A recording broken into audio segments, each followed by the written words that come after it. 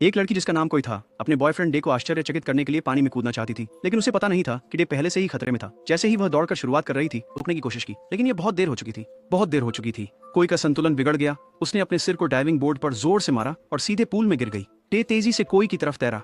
उसने उसे एक हवा के गद्दे पर उठाया, देखकर कि कोई खून बह रहा था। गंभीर रूप से उसने जल्दी से पानी के नीचे गोता लगाया, नीचे से रेशमी स्कार्फ उठाया और इसे कोई की रक्तस्राव को रोकने में मदद के लिए तुरंत इस्तेमाल किया। डे ने जोर से मदद के लिए चिल्लाया। पास में खड़े लकी ने समझा और जोर से भौंकने लगा, अपने मालिक की मदद करने की कोशिश करते हुए चिल्लाया। लेकिन यह सब बेकार था, क्योंकि यह पुल कई वर्षों से परित्यक्त था। कुछ घंटे पहले डे यहाँ तैरने आया था। अप्रत्याशित रूप से किसी ने निकास वाल्व खोल दिया था। पूल का पानी तेजी से नाली की ओर बहने लगा। जब डे लकी के भौंकने से जागा तो आधे से अधिक पूल का पानी जा चुका था। डे को तुरंत कुछ गलत महसूस हुआ।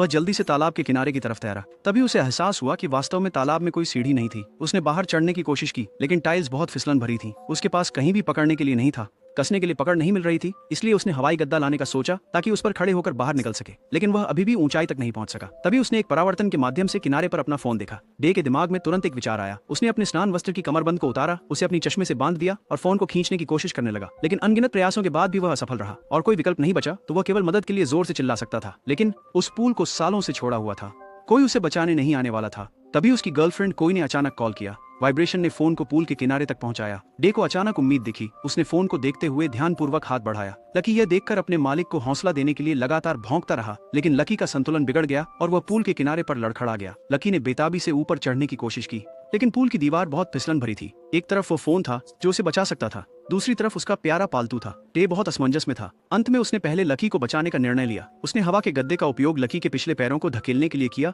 और उसे सफलतापूर्वक ऊपर उठा दिया। लेकिन जब वह वापस मुड़ा तो फोन पहले ही गिर रहा था। डे पछतावे से भर गया। वह चुपचाप खुद को दोष देता रहा। अचानक उसने अपने पीछे वाइब्रेशन सुनी। फोन पुल के किनारे पर गिरा था। पता चला कि फोन अभी भी चार्जिंग केबल से जुड़ा हुआ था। डे ने तेजी से तैरकर पहुंचने की कोशिश की, लेकिन तब तक पानी का स्तर और भी कम हो गया था, और ज्यादा। वह फोन तक बिल्कुल भी नहीं पहुंच सका। फोन को गिरते हुए देख डे ने सब कुछ दांव पर लगाने का फैसला किया। वह पूरी ताकत से उछला। दुर्भाग्य से वह उसे पकड़ नहीं पाया और फोन पानी में गिर गया। उसने जल्दी से पानी में गोता लगाया और फोन निकाल लिया, लेकिन फोन अब चालू नहीं हुआ। आशा फिर से बुझ गई। पानी का स्तर और कम होने से रोकने के लिए उसने नीचे गोता लगाकर उसने अपना स्नान वस्त्र निकालकर नाली को कसकर बंद कर दिया। लेकिन जब उसने ऊपर आने की कोशिश की तो उसके शॉर्ट्स की जंजीर नाली के कवर पर फंस गई। ठीक उसी समय जो पिज्जा उसने ऑर्डर किया था आ गया। डिलीवरी वाला उसे खोजते हुए फोन करता रहा। उसी समय डे ने भी डिलीवरी वाले को देखा, लेकिन चाहे उसने कितनी भी जोर से चिल्लाया, उसकी आवाज किनारे तक नहीं पहुंच पाई। डिलीवरी वाले को जाते हुए देख डे ने पूरी ताकत लगाई और आखिरकार चेन तोड़ दी।